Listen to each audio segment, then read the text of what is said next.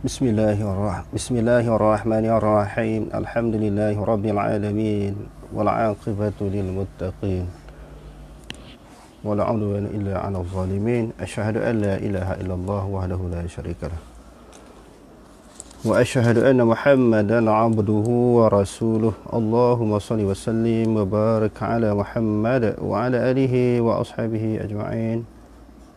Allahumma rabbi shrah li sadri wa yassir li amri wahlul 'uqdatam min lisani yafqahu qawli wa la hawla wa la quwwata illa billahil 'aliyyil 'azim. Allahumma la sahla illa ma ja'altahu sahla wa anta taj'alul huzna in syi'ta sahla. Ya rabbi yassir wa la tu'assir wa atmim bil khair. Amma ba'd. Assalamualaikum warahmatullahi taala wabarakatuh. Jadi pada kesempatan ini kita nak menjelaskan tentang benarkah Ibnu Taimiyah pernah memfatwakan bahawa orang yang menjaharkan maknanya menguatkan lafaz, yang menjaharkan lafaz niat macam usalli tu. Usalli tadi sembahyang apa tadi?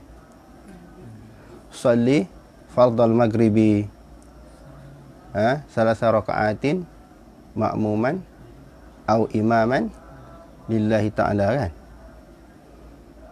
Setengah orang baca kan, setengah orang tak baca. Jadi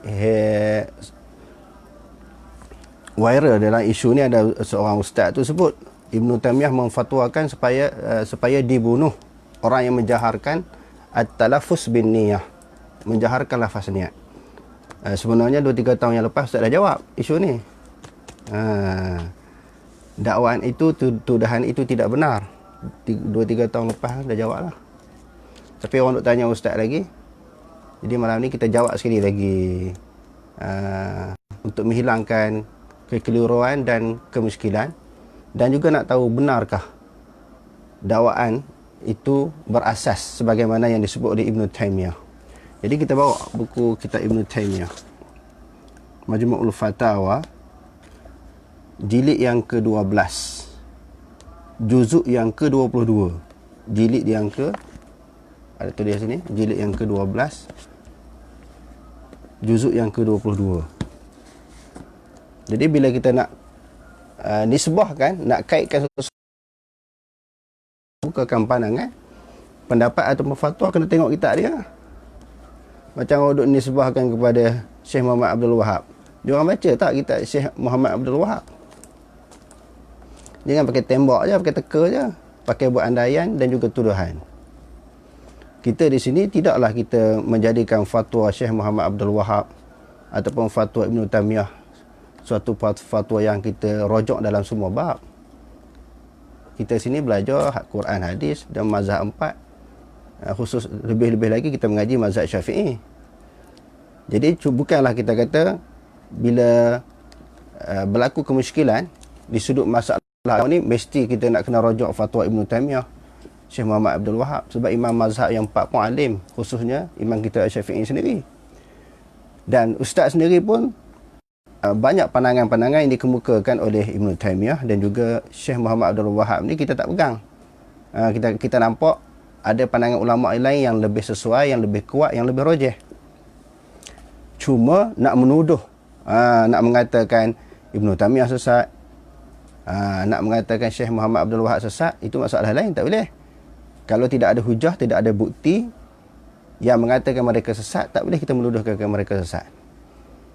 Bila kita nak mengetahui tentang fatwa-fatwa yang dikemukakan oleh mereka, jangan kita baca kitab-kitab yang merupakan tulisan daripada musuh-musuh mereka. Sudah tentu tak betul.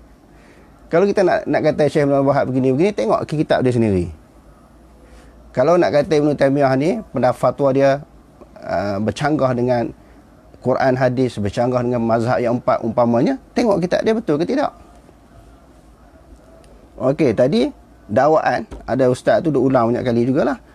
Dia kata, dia pun terkejut, dia kata, bila baca fatwa Ibnu Taimiyah memfatwakan boleh bunuh orang yang menjaharkan lafaz niat. Dia kata pelik tu. Ini kita nak baca fatwa Taimiyah tentang masalah yang dibangkitkan. Bila orang tanya Ibn Taimiyah, jadi jilid yang berapa tadi? Supaya ustaz ni boleh rujuk balik. Ustaz duk kata Ibn Taimiyah berfatwa demikian. Jilid 12 juzuk yang ke-22. Muka surat 142.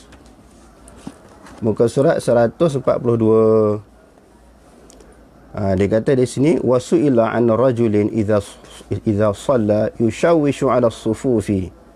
Ditanya tentang lelaki apabila dia sembahyang, dia mengganggu saf-saf sembahyang, allati hawalaihi bijahri bin niyah. Dia mengganggu saf-saf yang di sekelilingnya dengan dia melafazkan jahar dengan niat. Bila dia menjaharkan lafaz niat, apa maksud jahar? Dia baca Quran, usalli usalli fardhu zuhri, dia baca kuat. Usalli itu kita nak terjemah apa? Aku sembahyang ataupun aku nak sembahyang, sebab fi'il mudhari' kan. Jadi perlu kita cerita ke kita nak sembahyang? Aku nak sembahyang, aku nak sembahyang, aku nak sembahyang. Kamu nak sembahyang perlu cerita dengan orang ke? Usalli ni aku nak sembahyang. Ataupun aku nak sembahyang lah, fi'il mudhari' ni akan. Menunjukkan akan fil hal wal mustaqbal kan. Tak boleh cerita dengan orang, sembahyang je lah. Bila orang tanya Syekh Ibn Taimiyah tentang hukum orang yang menjaharkan dengan niat, wa ankaru alaihi marratan wa lam yarji'. Lalu orang tegur dia, orang engkar, orang petikai, orang bangkang. Bila bagi teguran dia tak peduli, walam yarji', dia tak peduli. Orang kata jangan lafaz niat. Jangan lafaz dengan kuat. Kalau nak lafaz pelan. Ini isunya.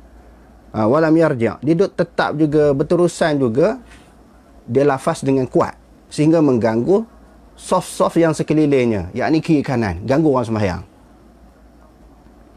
Wa qala lahu insanun, lalu orang kata kepada dia siapa? Dia yang menjaharkan dengan lafaz. Bukan isu lafaz. Bukan isu lafaz. Yang disebut oleh Ibn Taimiyah di sini, jahar dengan lafaz. Maknanya kuat dengan lafaz. Bukan untuk dengar diri dia sendiri, tapi sampai orang lain mendengar, ganggu soft-soft sembahyang. Hadzal ladzi taf'aluhu ma huwa min dinillah. Apa yang kamu buat ni adakah daripada agama Allah? Adakah dalam agama Islam suruh lafaz dengan kuat? Adakah dalam agama ini memerintahkan kamu lafaz dengan kuat?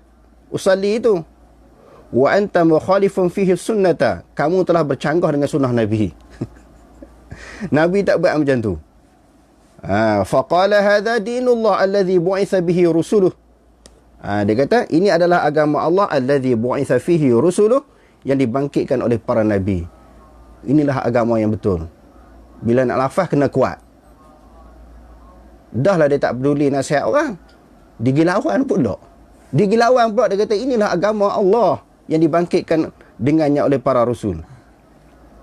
Wa yajibu ala kulli muslimin an yaf'ala hadha. Wajib atas orang Islam kena buat begini. Bila ditegur, dilarang, dinasihati, bukan saja dia berterusan melafazkan dengan kuat, dia kata inilah agama Allah. Setiap orang Islam kena buat macam ni. Bila nak sembahyang kena lafaz dengan kuat. Wa kadzalika tilawatul Qur'ani yajharu biha khalfal imam. Begitu juga dia bila dia baca Quran dia kuat di belakang imam. Fahal hakadha kana yaf'alu Rasulullah sallallahu alaihi wasallam. Lalu orang tanya, adakah ini dilakukan oleh Rasulullah? Usalli, lafaz niat dengan kuat, baca Quran pun dengan kuat. Adakah sehingga mengganggu orang? Adakah ini perbuatan Rasulullah? Dilakukan oleh Rasulullah. Au ahadun minas sahabah, ataupun mana-mana orang daripada kalangan sahabat Nabi. Au ahadun minal a'immatil arba'ah, ataupun mana-mana orang daripada imam yang empat. Imam Syafi'i ke, Hambali, Maliki, Hanafi, ada tak buat kuat macam ni? Walaupun ada di kalangan mereka kata sunat lafaz niat. Sebahagian dalam mazhab Syafi'i sunat lafaz niat. Tapi adakah sungguh kuat sehingga ganggu orang? Yang dia kata boleh lafaz ni dengar diri sendiri untuk membantu niat dalam hati, sekadar tu je. Tak ada mana-mana ulama mazhab suruh lafaz kuat, jahar dengan lafaz niat ini kuat sehingga mengganggu orang. Tidak ada mana-mana ulama suruh buat begitu. Walaupun ada di kalangan mereka kata sunat lafaz niat. Untuk dengar diri sendiri ya. Nabi tak buat, sahabat pun tak buat, dan juga imam yang 4 pun tak buat. Au minal ulama'il muslimin, ataupun mana-mana ulama daripada kalangan ulama Islam ini. Fa idza kana lam yakun Rasulullah sallallahu alaihi wasallam wa ashabuhu wal ulama'u ya'malu hadha fi sholati, famadha yajibu 'ala man yansubu hadha ilaihim wa huwa ya'maluh. Kalau begini tidak dilakukan oleh Rasulullah, para sahabat dan para ulama, mereka tak buat dalam sembahyang begitu. Kenapa dia kata seseorang yang menisbahkan perbuatan itu kepada mereka sedangkan mereka tak buat? Yang menisbahkan kepada Rasulullah, imam yang 4 dan mana-mana ulama Islam itu menisbahkan kepada mereka hadza ilaihim wa huwa ya'maluh, sedangkan mereka tak buat, dia sendiri yang buat. Dia nisbahkan ini agama Rasulullah yang diutuskan para rasul, sedangkan Nabi tak buat, imam yang 4 tak buat, para sahabat tak buat, mana-mana ulama tak buat, jahar dengan kuat sehingga mengganggu orang ni. Tidak ada ulama yang membolehkan. Fahal yahillu lil muslimin an yu'inahu, adakah boleh bagi orang Islam itu memberi teguran kepada dia bi kalimatin wahidah, dengan satu teguran? Boleh tak orang tanya Ibnu Taimiyah ni, pergi tegur dia dengan satu teguran. Fa idza amila hadza wa nasabahu ila annahu min ad-din, apabila dia buat begini dan dia nisbahkan itu ajaran agama, buat tu satu salah sebab kuat mengganggu orang. Salah yang kedua, dinisbahkan kepada itu ajaran agama. Dua salah. Ganggu orang lain dah hukum dia haram. Sama ada lafaz dengan kuat ataupun baca Quran dengan kuat, satu kesalahan sebab ganggu orang. Al-Muslim man salima al-muslimun min lisanihi wa yadihi. Islam yang sempurna keislaman dengan dia tu, dia tidak menggunakan lisan dia. Lisan ni dia tak menyakiti orang, dan juga tangan. Menyakiti orang lain dengan lisan bukan kata mengupak, mengutuk sahaja, mencaci orang sahaja. Termasuklah kita ganggu orang dengan lafaz niat, atau membaca Quran dengan kuat sehingga ganggu orang sembahyang. Nampak? Dia buat satu kesalahan. Dia nisbahkan pula itu ajaran yang ada dalam agama. Lagi salah. Wa yaqulu lil munkirin alaihi, dia pula berkata bagi orang yang mengingkarinya, orang yang membantah dia tu, orang yang mempertikaikan dia tu, dia jawab pula. Dia pertahankan pandangan dia dan tindakan dia. Kullun ya'malu fi dinihi ma yashtahi. Setiap orang tu boleh buat apa yang dia suka. Dia nak buat dalam urusan agama, terpulang masing-masing punya selera. Tengok. Sedangkan setiap orang, dia tak boleh ikut selera masing-masing. Dia ada panduan. Dia ada ikutan. Panduan kita Quran dan hadis. Ikutan kita Quran dan hadis. Apa yang ditunjukkan oleh Rasul. Dia kata tak. Setiap orang ikut suka hati, boleh beramal ikut apa yang dia suka. Wa inkarukum ala jahlin. Kamu ingkar ni maknanya atas kejahilan. Sebab tu kamu ingkar, kamu ni jahil. Situ pula perginya. Dia buat satu kesalahan, dia disebahkan kepada agama. Orang ingkar, dia kata kamu ni jahil. Hak duk ingkar dia, duk bantah dia, duk bangkang dia semua. Jenis tolol semua, jenis jahil semua. Jenis tak ada akal semua. Dia kata macam tu pula. Okey, di sini orang tanya Ibnu Taimiyah, wa hal hum musibuna fi dhalika am la? Orang yang tegur tu betul ke salah? Orang yang tegur lelaki yang melafazkan dengan lafaz niat yang kuat sehingga mengganggu orang lain, satu kesalahan. Dia disebahkan itu ajaran agama. Orang yang tegur tu betul ke salah? Lalu kita alhamdulillah fa ajaba, Ibnu Taimiyah menjawab. Tengok jawapan ni. Macam mana terbitnya, munculnya perkataan dibunuh tu. Boleh dibunuh tu sebab apa? Adakah kerana menjaharkan lafaz boleh dibunuh, ataupun dengan sebab lain? Dia kata alhamdulillah, segala puji bagi Allah.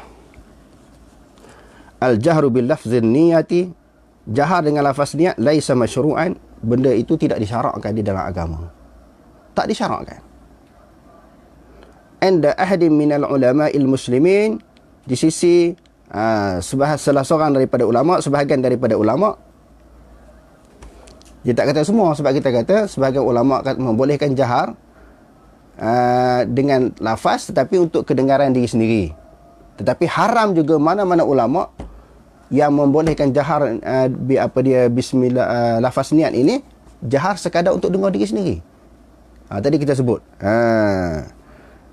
al-jahru bil lafzin niyah laisa masyru'an 'inda ahadi minal ulama'il muslimin wala fa'alahu Rasulullah sallallahu alaihi wasallam. Dia kata di sini al-jahru bil lafzin niyati laisa masyru'an 'inda ahadi minal ulama. Jahar sehingga mengganggu orang ni mana-mana ulama tidak membolehkan.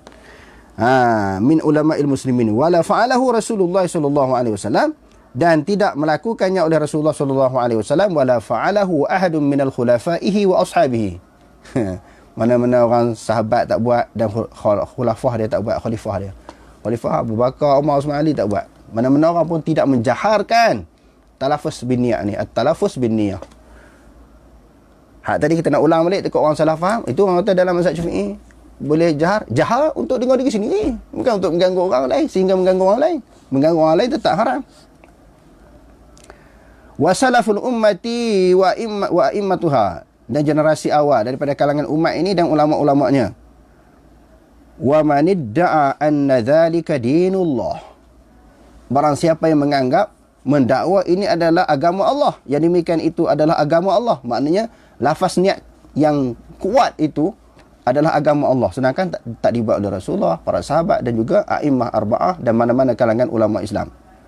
Wa annahu wajibun, dikata ini agama Allah dan wajib pula sebagaimana yang kita sebutkan tadi. Fa innahu yajibu ta'rifuhu asy-syari'ata, wajiblah bagi tahu kepada dia tentang agama. Orang yang kata benda ni daripada agama Allah, jahar dengan lafaz ini. Jadi Ibn Taymiyah kata wajib bagi tahu tentang agama Islam yang sebenarnya macam mana. Adakah agama Islam mengajar demikian, iaitu lafaz dengan kuat. Wa istitabatuhu, dan suruh dia bertaubat. Sebab dia lafaz kuat sehingga mengganggu orang. Setelah dia suruh bertaubat. Min hadzal qawli, daripada perkataan ini. Dengar. Fa idza asarra ala zalika qutil, apabila dia berterusan dalam keadaan demikian lalu dibunuh. Dibunuh itu kerana dia telah mencipta satu agama. Dia kata setiap orang beramal mengikut kehendaknya. Dia nisbahkan inilah agama yang dibangkitkan oleh para rasul, dilakukan oleh para sahabat, dilakukan oleh ulama-ulama Islam, sedangkan tidak ada dalil.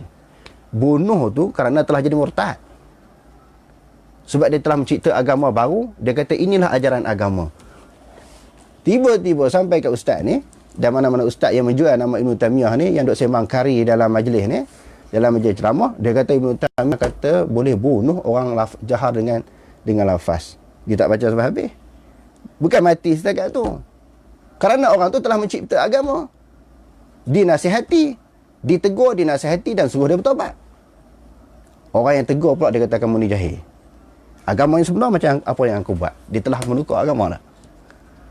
Dia telah menghalalkan sesuatu yang diharamkan di dalam agama. Apa dia? Agama melarang mengganggu orang lain, dia kata benda ni halal. Inilah agama yang dibangkitkan oleh para rasul. Inilah agama yang benar, dinul haq. Hak aku buat ni paling betul. Teguran kamu semua kerana jahil. Isunya kerana apa? Apa isunya? Dia telah murtad. Dia telah mencipta agama baru. Bukan isu orang lafaz kuat dengan niat. Dia dah putar. Orang yang duk ceramah ni putar. Tergamak orang buat macam tu. Sebab tu kita dengar mana-mana ceramah ustaz ke tok guru ke tok lebay kena tengok kitab balik. Kalau tidak banyak kena kencing. Banyak anak murid, pendengar-pendengar, orang yang menuntut ilmu ni kena kencing dengan tok guru, kena kencing dengan ustaz. Sebab apa? Tak boleh. Puncanya kerana kita tak pandai baca kitab. Ustaz duk sembang kari dalam majlis tu, kita pun tenganga-nganga sampai masuk lalat dalam mulut. Hebatnya ustaz ni, dia tahu. Mana ustaz tahu belaka? Ustaz duk jawab ni pun sikit je ustaz tahu. Melainkan apa yang kita tengok maklumat ada dalam kitab, yang tu yang kita jawab. Hak orang tanya kita tak tahu, kita kata wallahu a'lam. Jadi sebab tu kamu kena belajar betul-betul sampai boleh baca kitab Arab dengan fasih, dengan baik. Boleh terjemah dengan baik, di sudut baca Arab dengan baik, supaya kita nak boleh faham kitab Arab ni untuk kita amal diri kita sendiri. banyak sangat penceramah-penceramah segera macam Mi segera, Maggie segera, Santan segera. Belajar bahasa Arab lebih kurang, waktu duduk bagi goreng orang. Di luar negara belajar bahasa Arab je. Balik mengajar tafsir, mengajar hadis. Oh, mengajar kitab yang hebat-hebat. Kadang pergi mengajar pun tak ada persiapan. Tak buka kitab pun. Dia duduk goreng orang. Tapi yang heratnya, itu satu kelemahan yang ada kepada sebahagian daripada penceramah ustaz-ustaz. Dia cakap itu ikut apa yang terlintas dalam kepala dia. Benda tu betul tak betul, dia tak kira. Asal orang suka dengar. Masalah yang kedua, orang suka dengar ceramah-ceramah macam ni. Ceramah-ceramah jenis cerita dongeng, cerita hadis-hadis palsu. Kaitkan hadis peristiwa akhir zaman ni dengan hadis-hadis Nabi. Semua orang suka. Kalau hak kita mengaji berfakta, berdalil Quran hadis ni, orang tak suka. Hak jenis kencing orang, yang tu orang suka. Semoga sampailah kepada orang yang duk fitnah Ibn Taymiyah tu. Malam ni kita nak bagi nasihat lah. Sesama kita orang Islam ni, bukan kita nak kelahi kan. Bukan kita nak bergaduh. Sebab banyak kali dia duk ulang benda tu. Sebab sedangkan dia tak baca kitab apa. Hak anak murid ni lagi lah tak baca. Ni kita tunjuk sekali lagi fatwa Ibn Taymiyah. Jilid yang ke-12. Jilid yang fatwa Ibn Taymiyah, jilid yang ke-12. Juzuk yang ke-22. Muka surat 142. Baca sendirilah. Siapa ni tak betul, orang yang buat tuduhan tu tolong baca sendirilah. Budak tengok dengan mata. Kalau dia tak nampak, bagi cumi mata kat dia. Bagi kantar tengok. Jangan mudah nak menuduh orang. Tak setuju tak apa. Ustaz sendiri pun bukan semua pendapat Ibn Taymiyah Ustaz terima. Begitu juga Syekh Muhammad Abdul Wahab. Tapi jangan tuduh orang sesat, kafir, keluar fatwa yang bercanggah dengan Islam. Kita duk tuduh, kita tak pernah baca kitab dia. Jadi rasanya setakat itu dulu untuk perbincangan kuliah ringkas pada waktu maghrib ini. Semoga orang yang membuat tuduhan fitnah kepada Ibn Taymiyah itu dia bertaubat, tarik balik. Ibn Taymiyah tak pernah cakap macam tu. Anak-anak murid boleh sebarlah video ni supaya dia tengok balik dan dia baca kitab. Betulkah Ibn Taymiyah pernah memfatwakan dibunuh orang yang menjaharkan lafaz niat? Bukan isu menjaharkan, tetapi isunya dia telah mengubah agama Allah Ta'ala. Sebab tu mari perkataan dibunuh. Dia kata di sini apa dia? Ustaz baca sekali lagi. Fa innahu yajibu ta'rifuhu asy-syari'ata. Wajib beritahu tentang syariat, tentang agama Islam, wa istitabatuhu, dan suruh dia bertaubat. Min hadzal qaul, daripada pendapat ini yang dia kata jahar bismillah itu adalah diajar, disuruh di dalam agama. Fa in asarra zalika qutil, bila dia berterusan dalam keadaan demikian itu dibunuh. Dibunuh kerana dia telah murtad. Kerana telah mencipta, telah mengubah hukum Allah Ta'ala, menghalalkan sesuatu yang diharamkan di dalam agama. Iaitu dalam agama kata mengganggu orang tu haram kan. Dia kata halal, dia kata boleh.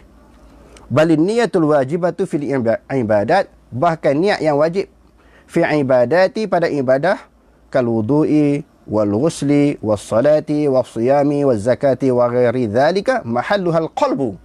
Niat yang wajib kita pasangnya dalam ibadat seperti wudu, mandi hadas, sembahyang, puasa, zakat, wa ghairu dhalik. Dia wa ghairi, dia ataf daripada kal wudu'i. Wa ghairi dhalika mahalluha al-qalbu, tempatnya di dalam hati, bittifaqil a'immatil muslimin, sepakat ulama Islam. Niat di sini. Dalam hati. Hak tu wajib mah. Adapun talafuz dengan niat ini tidak wajib.